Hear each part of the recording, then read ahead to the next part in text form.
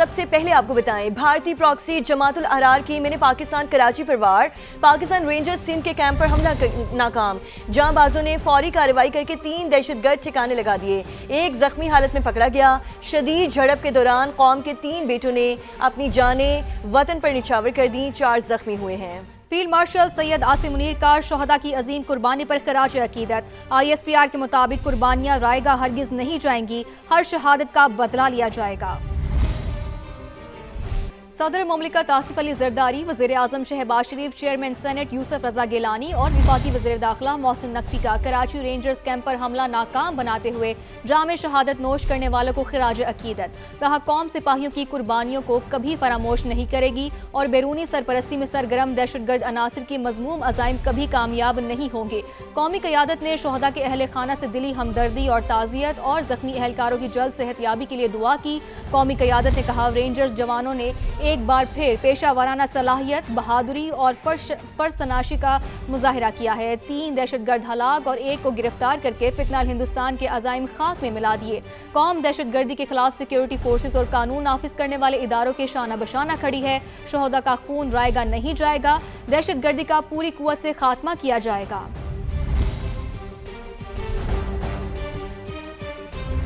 وفاقی وزیر عبدالعلیم خان کی کراچی میں رینجرز کے کیمپ پر حملے کی شدید مذمت، کہا پوری قوم کو شہداء کی قربانیوں پر فخر ہے۔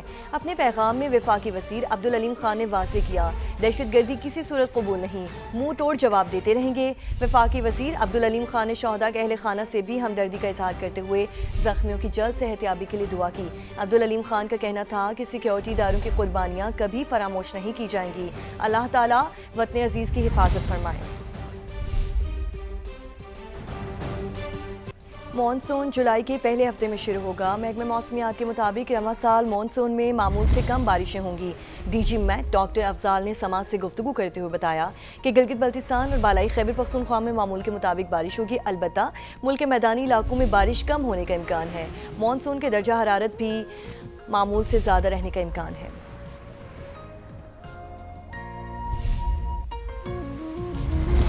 شہر قائد میں موسم معتدل اور مطلع جزوی ابر آلود ہے۔ محکمہ موسمیات نے شہر میں پری مونسون کے باعث بوندا باندی کا امکان ظاہر کر دیا ہے۔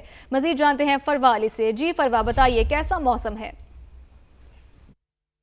شہر قائد میں مطلع آج جزوی طور پر ابر آلود ہے۔ محکمہ موسمیات کی پیش گوئی کے مطابق آج زیادہ سے زیادہ جو درجہ حرارت ہے وہ 34 سے 36 ڈگری سینٹی گریڈ کے درمیان رہنے کا امکان ہے، جبکہ جو کم سے کم درجہ حرارت ہے وہ 28.5 ڈگری سینٹی گریڈ ریکارڈ کیا گیا ہے۔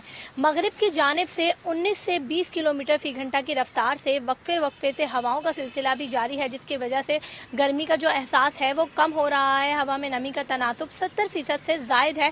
محکمہ موسمیات کا کہنا ہے کہ شہر قائد میں فی الحال تیز بارش کا تو کوئی امکان نہیں ہے، لیکن بوندا باندی کا جو سلسلہ ہے وہ جاری رہے گا۔ جی شکریہ آپ کا۔ لاہور میں موسم شدید گرم ہے، درجہ حرارت 41 ڈگری تک جانے کا امکان ہے۔ اس وقت درجہ حرارت 38 ڈگری ہے، لیکن شدت 45 ڈگری تک محسوس کی جا رہی ہے۔ تازہ ترین احوال جانیں گے سامعہ سعید سے۔ جی سامعہ۔ بالکل، لاہور کے موسم کی بات کریں تو آج موسم انتہائی گرم ہے اور حبس کی شدید کیفیت جو ہے وہ محسوس کی جا رہی ہے۔ اس وقت درجہ حرارت تو 38 ڈگری سینٹی گریڈ تک ریکارڈ کیا جا رہا ہے، لیکن feels like temperature 45 degree centigrade تک جا پہنچا ہے اور دن بھر میں محکمہ موسمیات کے مطابق گرمی کی یہ شدت یوں ہی برقرار رہے گی اور حبس اور گھٹن کی کیفیت بھی رہے گی۔ یہ ایک ایسا ویدر فنومینا ہے جس میں جب ہوا میں نمی کا تناسب 40% سے زائد ہو جاتا ہے اور ہوا چلنے کی رفتار انتہائی کم ہوتی ہے، جو کہ اس وقت محض 2 کلومیٹر فی گھنٹہ کے حساب سے ریکارڈ کی جا رہی ہے، تو یہ ایک ہیٹ افیکٹ پیدا ہوتا ہے جس کی وجہ سے گھٹن اور حبس کی کیفیت رہتی ہے اور موسم معمول سے زیادہ گرم محسوس ہوتا ہے۔ تو بالکل اسی طرح دن بھر موسم یوں ہی رہنے والا ہے اور آج کے دن محکمہ موسمیات یا PDMA کی جانب سے بارش کی بھی کوئی پیش گوئی نہیں ہے، جبکہ آئندہ روز بھی درجہ حرارت میں 2 سے 3 ڈگری سینٹی گریڈ کا اضافہ ریکارڈ کیا جائے گا اور یہ حبس کی کیفیت جو ہے اس کو محسوس کیا جائے گا اور درجہ حرارت میں بھی بتدریج اضافہ ہی متوقع ہے۔ تو شہری جو ہے احتیاط برتے، غیر ضروری طور پر گھروں سے باہر نہ نکلیں۔ جی بلوچستان میں انسان کے روپ میں درندوں نے سفاکیت کی انتہا کر دی. مستونگ کے علاقے دشت میں راستہ بھٹکنے والے خاندان پر گولیاں برسا دی گئیں. کراچی کا رہائشی علی جمیل جاں بحق, خاتون شدید زخمی, 2 کمسن بیٹیاں بچ گئیں. خوف زدہ بچیوں کی تصویر نے ہر دل کو لرزا دیا. بچیوں کی آنکھوں میں ابھرنے والا خوف دیکھ کر ہر آنکھ چھلک پڑی. پولیس کے مطابق متاثرہ خاندان مبینہ طور پر گوگل میپ کی غلط رہنمائی کے باعث دشت کے علاقے کھنڈ پہنچا تھا. مقتول علی جمیل کی نماز جنازہ ظہر کے بعد کراچی میں ادا کی جائے گی. چہروں پر خوشی تھی اور سفر خوبصورت. کیا خبر تھی کہ یہ راستہ موت کی وادی میں لے جائے گا.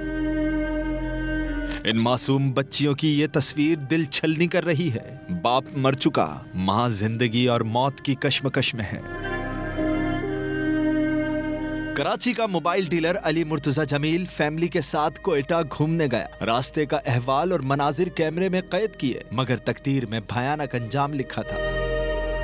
کوئٹہ سے واپسی پر علی نے گوگل میپ لگایا. گوگل کی غلط رہنمائی کے باعث گاڑی دشت کے علاقے کھنڈ جا پہنچی. کھنڈ پہنچتے ہی مسلح افراد نے علی مرتضی کی گاڑی پر گولیاں برسا دی. ان معصوموں نے باپ کی موت اپنی آنکھوں سے دیکھی. گولیاں لگنے سے ماں بھی شدید زخمی ہو گئی. واقعے میں دونوں بچیاں محفوظ رہیں. یہ واقعہ 26 جون کو پیش آیا تھا. حکام نے لاش اور زخمی خاتون کو کراچی منتقل کر دیا ہے. گھر والے شدید غم میں اور یہ معصوم صدمے میں. انہیں انصاف کون دے گا؟ اعلیٰ حکام جواب دیں. دشت واقعے پر ہر آنکھ اشکبار ہے. کراچی میں مقتول علی جمیل کے گھر تعزیت کرنے والوں کا تانتا بندھا ہوا ہے. مزید جانتے ہیں سما کے نمائندے مونس احمد سے. جی مونس, بتائیے گا اس وقت کیا احوال ہے وہاں پر؟ دیکھیے, بالکل انتہائی افسوسناک واقعے پہ ہر دل رنجیدہ ہے. علی جمیل کی نماز جنازہ طارق روڈ پر رحمانیہ مسجد میں ادا کی جائے گی اور اس سے متصل ہی سوسائٹی قبرستان ہے جہاں پہ اس کی تدفین کی جائے گی.